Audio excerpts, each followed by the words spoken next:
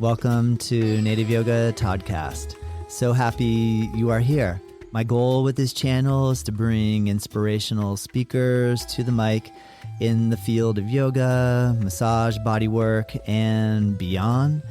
Follow us at Native Yoga and check us out at nativeyogacenter.com. All right, let's begin.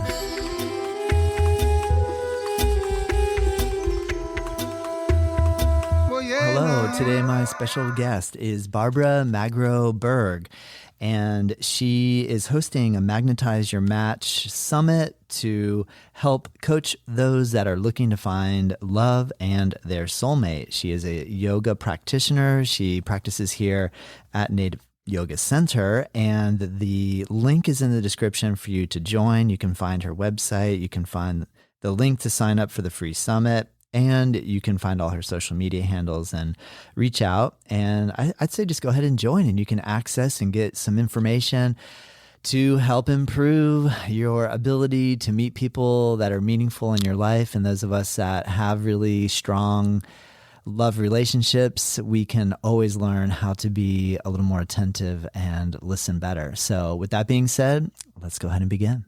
I'm so happy to have Barbara Magro Berg here today. Barbara, how are you doing? Great. Thank you for having me, Todd. Oh, well, thank you. I'm really excited because I've met you here practicing yoga. You're currently up in Vermont, but I'm really excited for an event that you're holding that I was able to be a part of called the Magnetize Your Match. Can you tell me, how did this event come to be, and what is your intention and goal for holding this event? Right. So the summit is called Magnetize Your Match, Top Secrets Every Ambitious Woman 40 Plus Needs to Know to Attract Her Soulmate. Because that was me.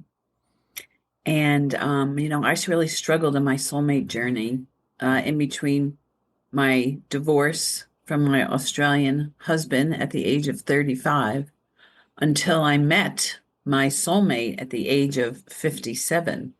So, dated a lot, but honestly was very lost and bewildered as to why love was so elusive for me, considering I was raised in a family where my parents were married for 61 years. My grandparents were both married for over 50 years. There was no divorce in my family. Yeah, it's a high bar to try to live up to. Yeah, I suppose. Yep. And just being from a different mindset than their generation, looking back, they probably compromised a lot more than I would ever be willing to, but did have good marriages, all of them, all three of them, my grandparents and my parents. Anyway, so over the 20 years in between my divorce, I did a lot of workshops. There was no life coaches, though. There was no relationship coaches during those days. There was weekend workshops. I did yoga a lot. I've studied yoga since I'm 17. I even became a certified yoga instructor. Iyengar at the Center for Yoga in LA. Oh, wow. And so always met interesting people, always, had a boyfriend, but in my work that I do, my subtitle, I say, I teach you how to not compromise yourself in order to be loved. And when I finally had that awareness on how much I compromised myself in order to be loved, it was such an awakening. And wow. And so I finally did work with a relationship coach, and we did tapping, EFT, to remove subconscious limiting beliefs. And I worked with her for 18 months. And during that time, Kevin came into my life, and within 3 months we were engaged, and within a year we were married. Wow. And from the outside, people thought, oh, that was so quick. But like you with your podcast, 4 years, maybe on the 7th year, all of a sudden, huge success, but it didn't happen quick. It's just that when it becomes public quickly, it looks quick. But what you don't realize is there's so much work that goes on behind the scenes. There's so much work that comes to the mat, right? We bring ourselves to the mat And that's where the work really begins. When did you first hear the word soulmate? When did that sort of Oh, understanding? years and years and years ago. And yeah, I guess I've been always been the kind of person, even though I had a very successful career, traveled a lot, very independent, I always had this imaginary desire that there was a soulmate for me, that there was going to be that, fairy tale love story, and how it was going to look, but more importantly, how it was going to feel. I mean, I remember when I was a little girl imagining that my soulmate was coming and asking me to marry him, like real fantasy stuff. And my first marriage, I think I tried to fit a square peg into a round hole with that fantasy, and it was a nightmare of a relationship. And I left it after 9 months, luckily. But it took me 20 years to shift. And obviously, that was my path. Yeah. I was Yes. supposed to have that time on my own, working on me and and growing me, Yeah. Yes. developing all the things that were, I was supposed to learn and that I wanted to learn. How would you define a soulmate in relationship to a great partner? So I would say, first of all, I do think that people can have more than one soulmate. I wanted to Because, ask you that question. yeah, Yeah, because yeah, yeah, yeah. it may be in some cases someone saying, I really want to meet my soulmate. Maybe someone would have an alternate problem. I have so many soulmates. How do I pick which one I want? Right. But I So, know that's not usually the problem. and the Usually, thing is, like maybe people have multiple soulmates, hopefully not at the same time, but throughout their lifetime. And I know that yeah, they do. yeah, So I do believe that a soulmate is truly someone that is a fantastic vibrational match with you. It can be a woman, a girlfriend, it could be a sister, it could be a brother, and it could be a lover. So for me, I was looking for that intimate, loving relationship with my soulmate. And when I do a comparison of husband number one and husband number two, I could see how I would think that number one initially was my soulmate. Because on paper, on the outside, it looked like we had so much in common. But what I discovered was that on the inside, we were diametrically opposed. Whereas my husband, Kevin, on the outside, we have, a great compatibility, but on the inside, we are just so in alignment in so many ways. I mean, I forget what we were just talking about this morning. And he goes, I really don't like that. I said, neither do I. And it was something, I can't remember what it was, but it was just, sometimes the smallest things. So I just think you're really in sync. yeah. Yeah. So, yeah, Good answer. yeah. Well, that's cool. And then, what is your intention with holding this online summit? What is like if the big dream, what is your, Yeah. if you have a vision for the outcome of this event, what are you envisioning? I mean, I really want to have a big impact and show women, single women, maybe even single men, but my target really is single women because that's who I was. Ambitious single women over 40 who have struggled to meet the right partner, but they're successful in their career and they're successful in other areas of their life. I just want to teach them what I learned. Like no one taught me. And so I made so many mistakes. And there is a science to it. And there is also spiritual principles and there's also practical exercises that one needs to do to create the space to receive the right partner and be at that vibration. And I was never taught that. I was raised Catholic. Don't have sex before you get married. That's all I learned. They didn't tell me why. Well, guess what? In my summit, I'm going to tell you why. Not to not have sex before marriage, but why sex? You need to be very careful with who you bring into your bedroom, and the reason why. So I know we weren't taught. We were taught how to drive cars. We were taught how to do geometry and trigonometry. And I don't know about you, but the only thing between those three things that I was taught that has really helped me is driving a car. The trigonometry and the geometry I've never used it since I took the Regents in high school. Yeah, good right? point. Good point. No, me neither. Absolutely not. Well, that's true. I think if I look back on my own life and I think about like where did the lessons come in to teach me how to create and or practice healthy relationship, I feel like I have a similar experience to what you mentioned of having long-term married parents. You know, I met a lot of people along the way that were like shocked that my parents were still together for a long period of time. A lot of people have grown up in either, you know, broken families or divorced Yep. homes or Yep. whatever the terminology would like to use, separation for the better or whatever. But And then that's we're really the raised in blended families. That's a whole other new term, right? So the parent remarries, and now they got to get used to new siblings who are half siblings or something, right? yeah, good point. Yeah. and, and that's about it.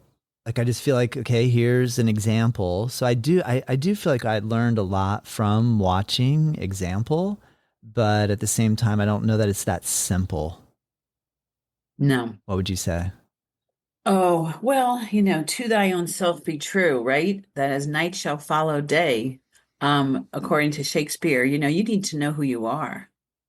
And that's why yoga is such a fabulous practice and way of life, right? I mean, I'm not religious, I'm spiritual, I'm a yogi, right? Because it's like you have to know who you are and what really matters to you and what values you hold to be precious and just like your inside, your soul. And by having a practice like yoga, just as part of your lifestyle, truly enables you to grow so much so that you can embrace new information around relationships that may have an impact on you. Like, what are your patterns? Why do you keep attracting the same people? And, some of those things that would not be so evident in your relationship as you witness your parents' relationship, but yet it's what you manifest into your relationship.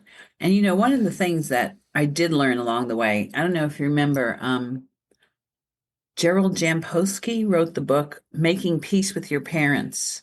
That Mm. was one of the first books that I read. And I also read Loving Relationships by Sandra Ray. And Sandra actually is a lifetime friend of mine. And both of those just was like, whoa.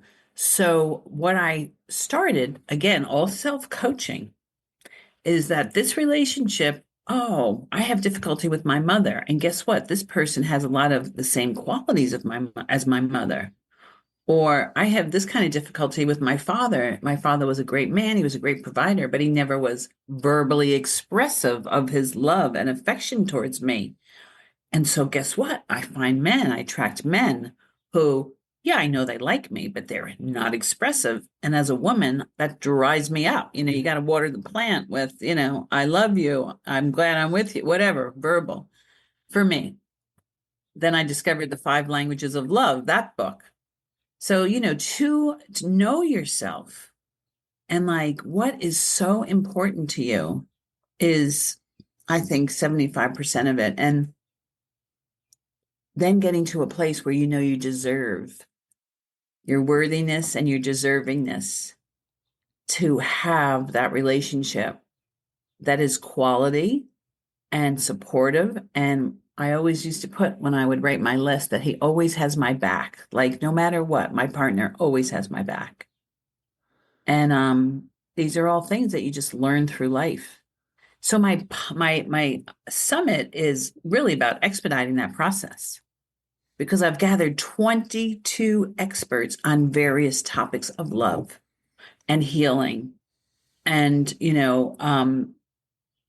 offering so much great wisdom and maybe new ideas for people to embark on in terms of practices that they could do. That's So that's I wish I awesome. had it I feel like if I had had this information, I would not have had 20 years in between relationships. Yeah. Can you remind me the name of your book that you just published? It's called The Science of Attracting Your Soulmate. Very cool. 4 Steps to Love and Happiness with Ease. So, yeah, so it just came out on Amazon, and I thought doing a summit would be a great way to bring these thought leaders together within this field and utilize it as a book launch for my book because part of my VIP package is that you would get a digital copy of the first step in my book. So my book is all about what I did over the years to attract my soulmate, all the different things from the inner work to the healing work to the writing and the journaling, as well as the woo-woo stuff like vision boards, feng shui, moon rituals, all of that. So on the summit, I have somebody who talks about feng shui, 5 things to not put in your bedroom. I was blown away. I was Interesting. blown away by what she said. I know you can't share that here. We'll need to sign up to get the information, but that's pretty classic. What normal things that you would just have in your bedroom? So did you have to clean some stuff Well, so up I created after? a relationship corner, of course, and I would always put 2 of everything, 2 crystals. I put my actual vision board that I made for my relationship in the corner. I wrote a soulmate prayer that I would say every night.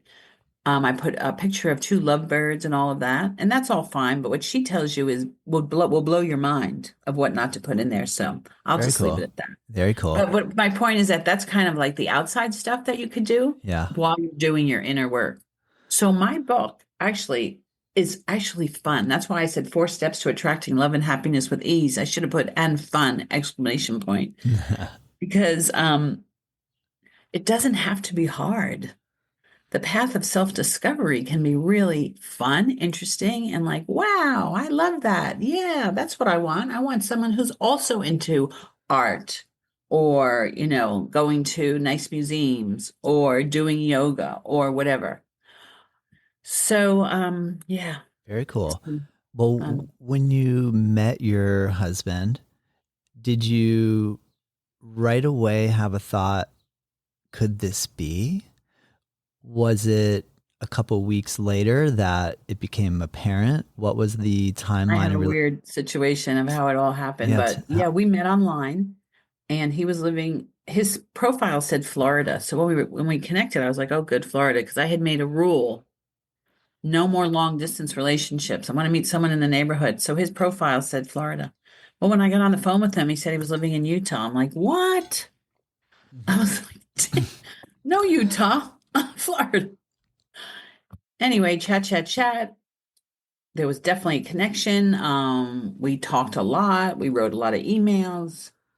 And before I even met him, like it was in January that we met online. And I know this sounds weird, but by February, he was like professing his love for me on the phone. We hadn't even met yet, which can be a little creepy when you're doing online dating. But I definitely, yeah, like there was so many things. Anyway, we wound up meeting in person in May and spent a week at Sundance Resort in Utah, Robert Redford's place. Mm. And my mother had just passed away April 1st. So I was on my way back from a trade show in Vancouver, and I thought, you know what? I think I'm going to go book a cabin in the woods. It would be a good way for him to come and visit me because I was setting it up. So it wasn't like, oh, I had to go and stay at his house. No, no, no, no, no, no. Anyway, he did. He picked me up at the airport. We went grocery shopping right away, something we still do together a lot. It was pretty funny because I had a cabin with a kitchen. We made dinner, and every night he would come up and visit me. Um, Talking, great connection. But as the week went on, I could feel him pulling away. All this closeness on the phone, which is very common. I don't know if anyone ever read the book Johnny Gray, Men Are from Mars, Women Are from Venus. Yeah, Because actually. men are like rubber bands. They Yeah. get close and then they pull away. Well, I could see the rubber band pulling away. And thank God I read the book. I knew what was going on. In my past, I would have chased, but I didn't. I was like, you know what? I'm just going to do my thing and go my separate way. I wound up leaving. It was nice meeting you. That was it. Didn't talk for 3 years. Oh, wow. I was so disappointed. My mother had just died, and I had definitely had strong feelings, but it just wasn't happening. So I went away sad. I'm never going back to Utah ever again. Went back to Florida, healed myself, got on with my life. 3 years later, I'm in Vermont with girlfriends at a reunion from high school. It's like 10 of us. And I get these emails from Kevin Berg, 3 different email addresses. I've never stopped thinking about you. I've been through a personal transformation in my life. Can we talk? Wow. And I was in a really good place in my life, really good. And I was like, what? Anyway, we wound up talking, and he told me that he had had flashes in front of his eye that week, and he thought he had a brain tumor, and he Mm. didn't want to drag me into his health problems. Wow. And it turned out he had a carotid artery, and he had to have emergency surgery. And they told him, if you live past 2, maybe 3 years, you'll be doing good. After 3 years, great health records, he contacted me. Wow. That's cool. What a cool story. I didn't realize there was that 3-year period of getting to know. So when you said No, but I mean, we initially, didn't talk those 3 years. But when he did come back, at this point, I was working with my tapping coach, removing my limiting beliefs. And at first I was like, with her, I was like, there's no way, man. He freaking hurt me. There's no way. And she said to me, and this is why coaches, oh, I'm serious, can make all the difference.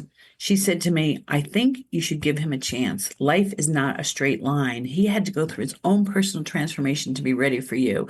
Your mother had just died. You had to go through your own grieving period. It was the time to meet, but not the time to come together. She said, give him a chance. He had everything that you were looking for.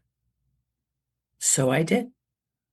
And here wow. we are celebrating 8 years this October of being married. And it's been the best decision I ever made in my life. Oh, that's amazing, Barbara. Congratulations. I mean, I really love hearing the aspect too that he consciously did what he did because he wanted to be kind to you. And then in your mind, building up all the stuff that we all build up about, I was hurt, how dare he or she or whatever the situation is. And Old self, old mindset, yeah, that's really, old fixed mindset. She forced me to go into a growth mindset. yeah, yeah, very And cool. also, I want to point out to women listening to this is that, that whole dating experience can be really bewildering.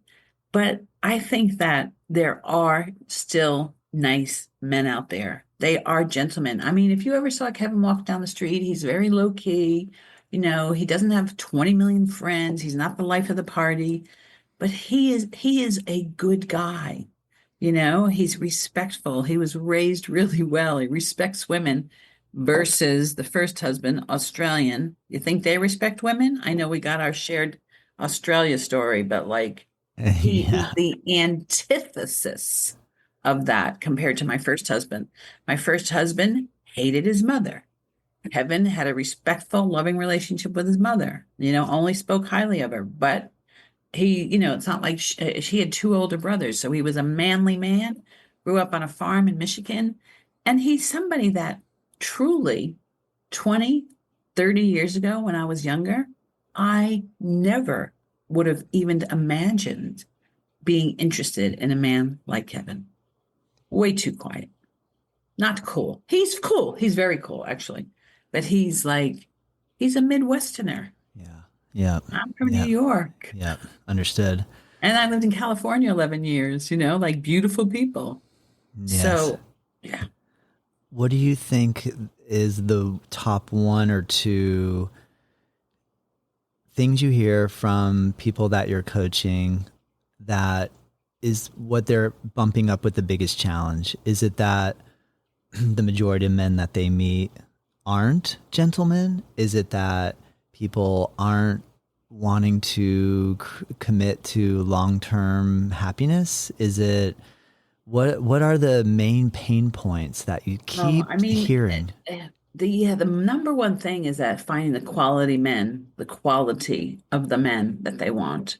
Like there are a lot of single men out there, but I have one woman who went through my program and I'm really proud of her because although she hasn't met her soulmate, she has dated and after 2 or 3 dates has said, no, thank you, you're not for me. Whereas in the past, she would have stayed because she didn't want to be alone.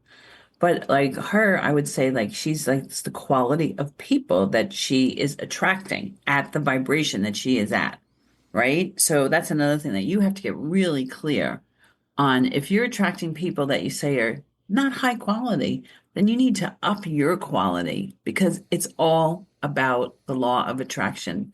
Mirror, mirror on the wall, there's nobody out there but you. So whatever you complain about that you're not getting, you must become, right?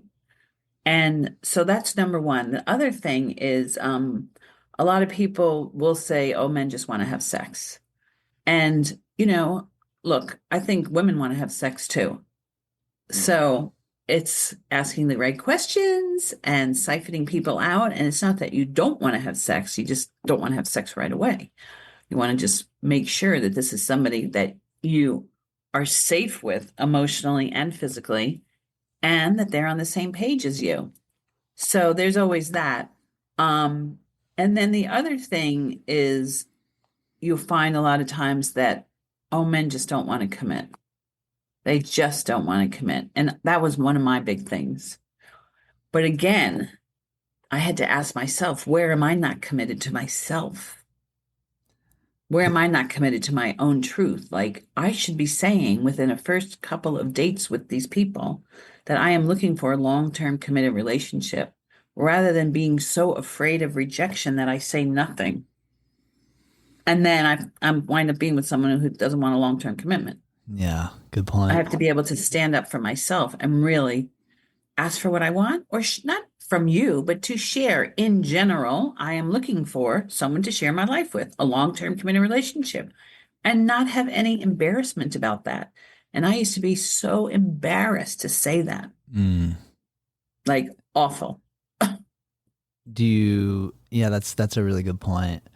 I hear you. Do you feel like you need to just practice saying this out loud in front of the mirror? Maybe. What was your growth point to being Oh, able to come out to Kevin and say, I'm I going didn't to have to. vocalize this, I didn't have You to. didn't have to. So that was something that you kind of aware that you need to work No, on, but it because wasn't a major, as yeah. soon as, okay, so here was another thing. I lived in California for 11 years. Like, people are single. People are not married for 20 years, right? For the most part. And there's a lot of women who are beautiful. And so, there's a lot of men who want to experience the banquet of life. But I never dated anyone. And this was an interesting thing. Kevin's the first person that I dated my whole entire life whose parents were married for over 50 years. Everybody else, parents were divorced.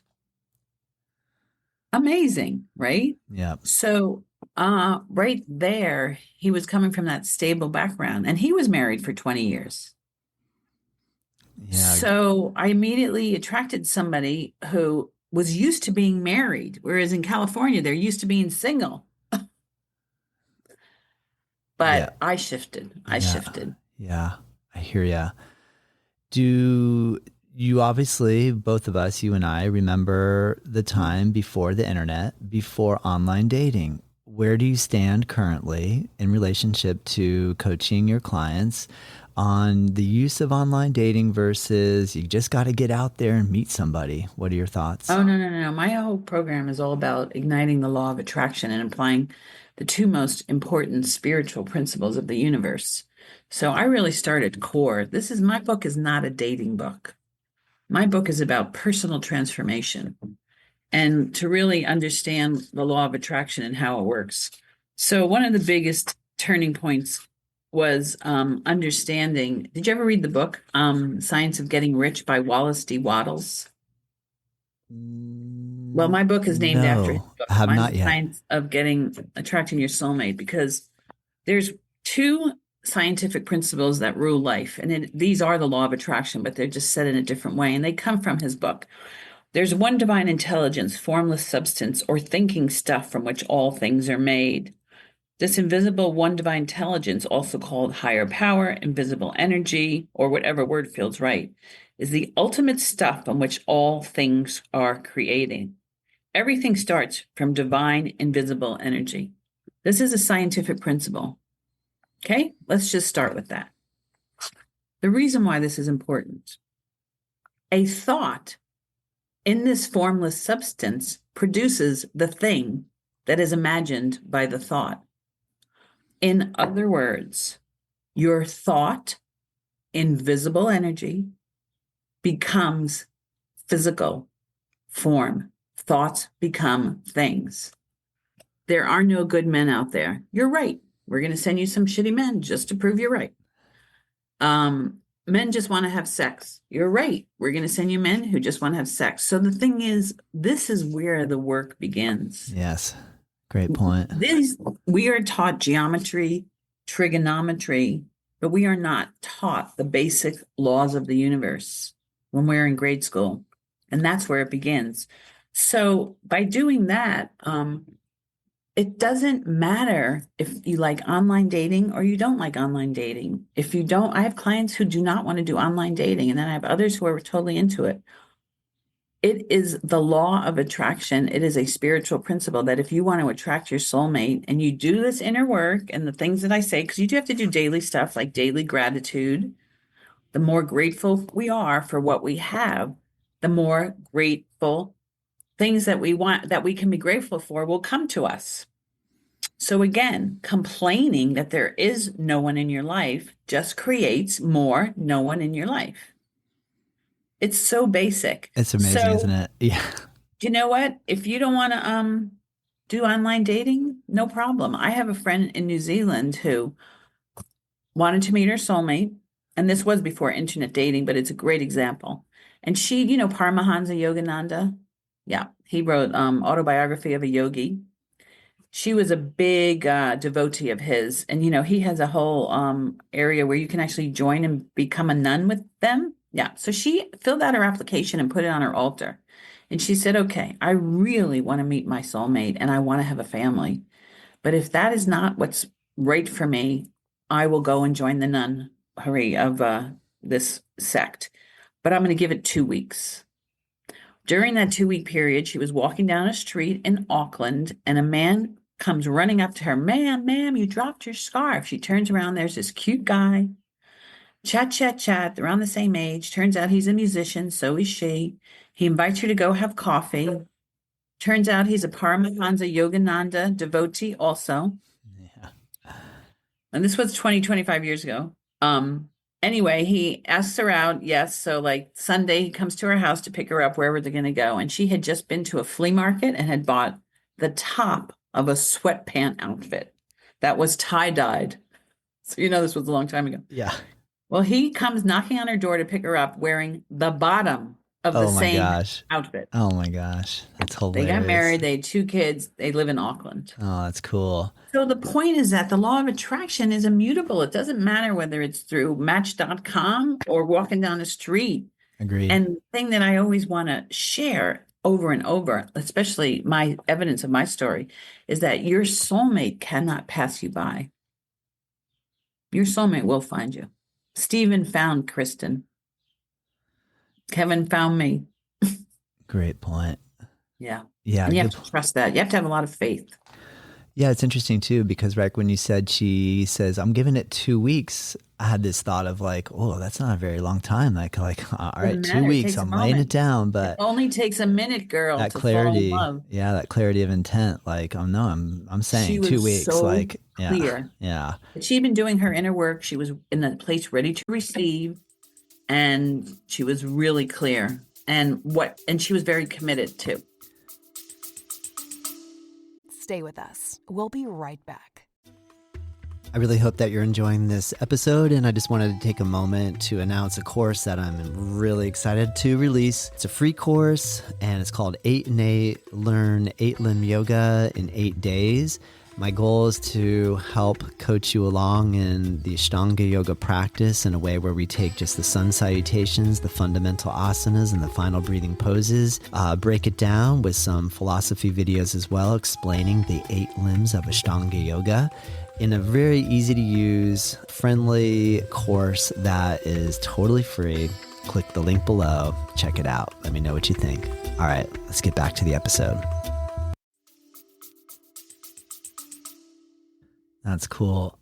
Barbara, how would you relate your experience with yoga practice in relation to the work that you're speaking of and that you coach on? How important is yoga to your journey, and or do you believe yoga would be a good way or something that somebody could engage with to help the relationship building process or the soulmate attraction process? Yeah. Well, the yoga journey is a journey from inside out. And so often in our society, we think, oh, if I was prettier or my hair was done or I, had, Botox or the right nails or eyelashes, or maybe I had fuller lips. It has nothing to do with that. Real quality, deep connected relationships. So yoga is really working who you are from that inside soul level. And it is a great way to manage your stress because let's face it, there is a lot of anxiety that goes on when you're dating.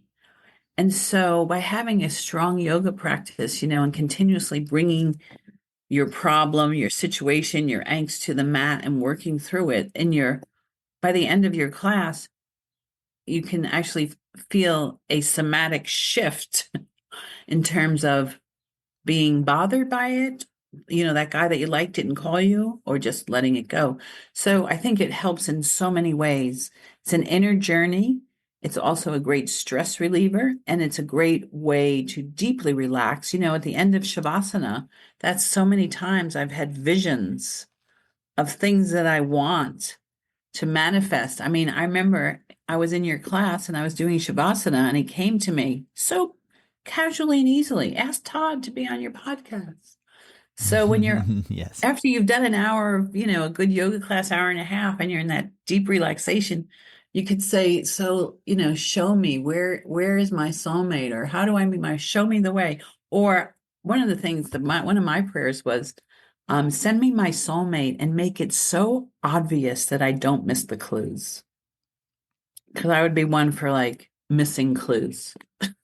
Yeah, I hear you. That's a good point. So, I mean, yoga is a lifelong path, every stage of life. I've been doing yoga since I was 17, and it totally has changed my life. I hear you.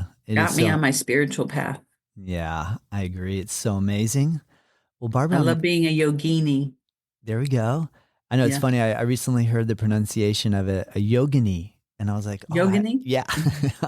I like it. I like both, yogini and yogini.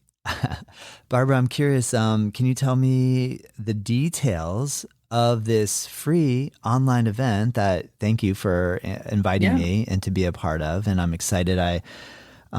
This podcast is coming out on Friday 13th, and the whole Magnetize Your Match Summit is running from June 9th through the 19th. So at the time So right in the middle. So that's good. right in the middle, and people can still sign up. I have a link in the description where they just click and it'll take them right to it. And it is free. All you have to do, I signed in there as well and put my email in so I could get all your promotional material too, just to see, because I am really impressed with how you've put this together. It's a lot of work what you're doing.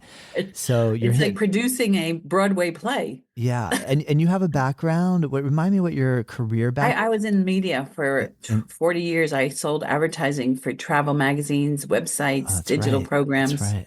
Even created e-learning programs for clients. So yeah, I've always been on the media sales side.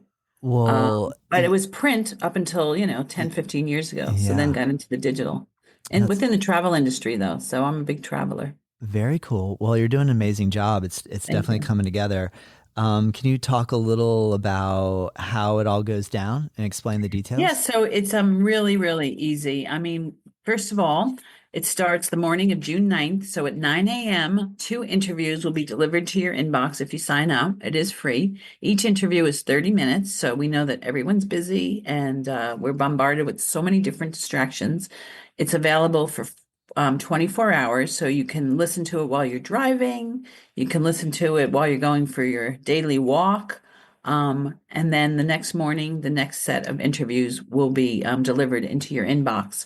So there will be different topics each day, from the law of attraction, like we were just talking about, to, conquering self-doubt, the magic of getting aligned and decluttering your life, getting into soul alignment, using EFT and tapping to release grief and to, heal any kind of loss in your life.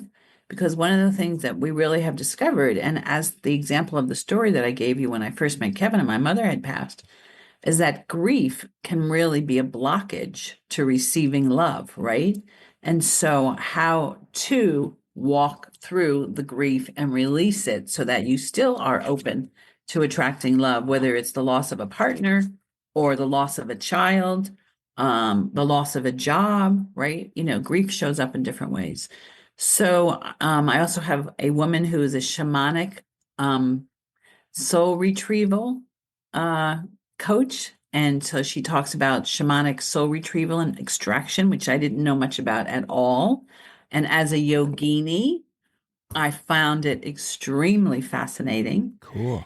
And I also have my last two speakers. Well, the first one is on the last day is a couple who just got married and they're in their 60s. Nice. And they're both coaches, transformational coaches, authors, speakers, and met 2 years ago, 3 years ago during COVID. Yeah, end of 20 they met. And he's Australian from Victoria. So a real good variety. And it's just great to hear from men. So I'm glad, Todd, that you've joined us. You're speaking about secrets from a man's point of view, which I'm sure a lot of women are going to want to hear. And then my very last speaker is also Australian, and she's an astrologer, tarot card reader, feminine power intuitive. And she's the 22nd speaker. And I kept saying I have 21 speakers. Well, when she came on, she said, guess what? 22, 2. That's the numerology number for soulmates. Nice. Yeah. Fit together. So you're like, well, clearly I'm adding you to the roster. So I said, you're in. Well, but no, she didn't realize it until the end of our interview. Oh, that's cool. That's classic. But it was just like, talk about being in alignment. And here's the other thing that's pretty crazy about all this is that we're going into a new moon pretty soon, which is a Gemini new moon. And the summit is during the Gemini time period. And then our full moon in June is going to be in Sagittarius. Well, I am a Sagittarius sun sign, Gemini rising. And I'm doing the summit during this new moon of Gemini, which is all about communication and reaching out and, global impact and all of that. Like, she's telling me all this during our interview, and I'm like, I'm so in alignment. Like, I just picked these dates. That's amazing. I noticed June, I think it's June 11th is the full moon. Are we on the same day? I'm pretty sure. I don't know the exact date. And the reason I bring it up is because my mom, it's my mom's birthday. So I was really excited to see, it's full moon. And okay, anytime a full moon lands on her birthday, it feels special. When the new moon stepped out, I mean, the new moon that we're in right now is a Gemini new moon. Gotcha. Yeah. So pretty exciting. And then if people are like, well, I just know there's no way I'm going to have time to watch 2 30-minute videos every day. Isn't there like relatively inexpensive way for them to have access to? I have a VIP package that I'm offering. So if you want to upgrade, you have lifetime access to all 22 interviews and you can really take your time and listen. I do tell people, when you do listen, if you can have a notebook with you and take notes, because there's a lot of valuable information. But if you do want lifetime access, it's $47 for the VIP upgrade. And you also get a 2-hour Attract Your Soulmate Vision Board workshop that I'll be leading probably 2 weeks after the summit. You'll also get a copy of Step 1, a digital copy of Step 1 of my book, The Science of Attracting Your Soulmate. And I will also send you a Attract Your Soulmate quiz to fill out. And once you fill it out, then we can have a complimentary call to discuss what we have noticed about where you may be stuck in your love life and how we can help you shift that. And maybe for $47. And seriously, if I've already found my soulmate, maybe I want to listen to all of the interviews because I have friends that are seeking, and I'll actually have some good advice for them versus just me telling them, come on, just get out there and meet some people. I mean, as you were explaining some of the details, I kind of had that thought, like, I want to hear all these. I want to hear what everyone has to say. I mean, look, it doesn't matter. If you're married, you should listen to it too, because you know what? In the last few, like the ones I did with the couple, Nancy and Barry, we talk about how to keep your happily ever after. Yeah, and cool. I have in my book and in that interview through this communication exercises, the 3 things to ask your partner every night.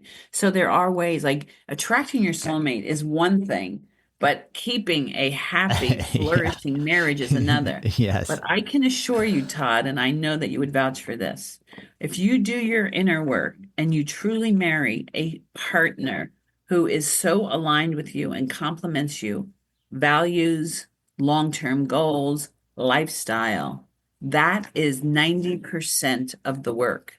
so that the communication and the years together are actually easier.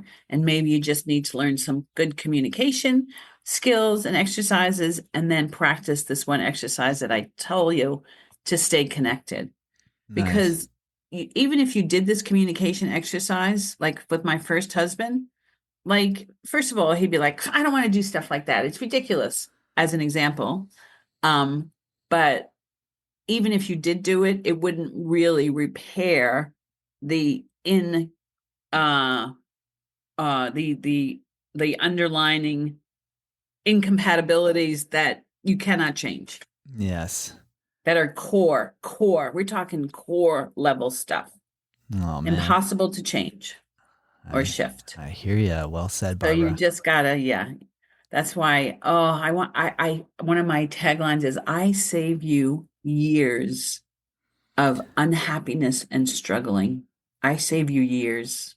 A little bit of coaching goes a long way. You know, getting some ideas and having some insight from outside our own little perspective, it can help big time. Right. Like my coach, if she hadn't told me what she did, I probably would have told Kevin, no, you hurt me. My old self is wounded. And you and I would not be here now. No, rather than me taking responsibility and saying, you know what, I guess if he's telling me this isn't the right time for him, maybe it's not the right time for me either. You know? Yeah. So, which is what happened. So I'm grateful I had that coach. Oh, man. Well, I'm so excited for you, Barbara. And thank you so much for joining me. I really appreciate you taking time out of your day. Really nice. It's been great meeting you and having you be part of my community. Thank you for including me, and I'm honored. And thanks again. I really look forward to seeing the evolution of what comes out of this summit. And thank you so much. And you can follow me on Facebook, Barbara Magro Berg. And I also have a private Facebook group, if anyone's interested in joining, called The Science of Attracting Your Soulmate. Cool, Barbara. I'll put those links there. Well, it's really easy for people to find you on all your social media, website. Also, The Science of Attracting Love on Instagram. Awesome. Thank you, Barbara. All right. Thanks, Todd. Have a wonderful day. You too. Thank you. Bye.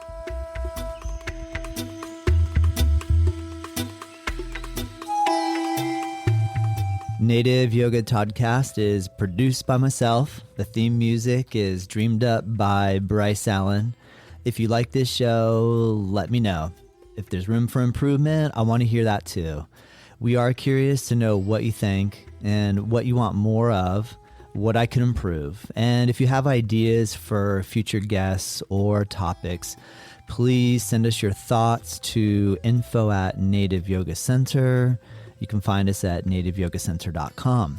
And hey, if you did like this episode, share it with your friends, rate it and review, and join us next time.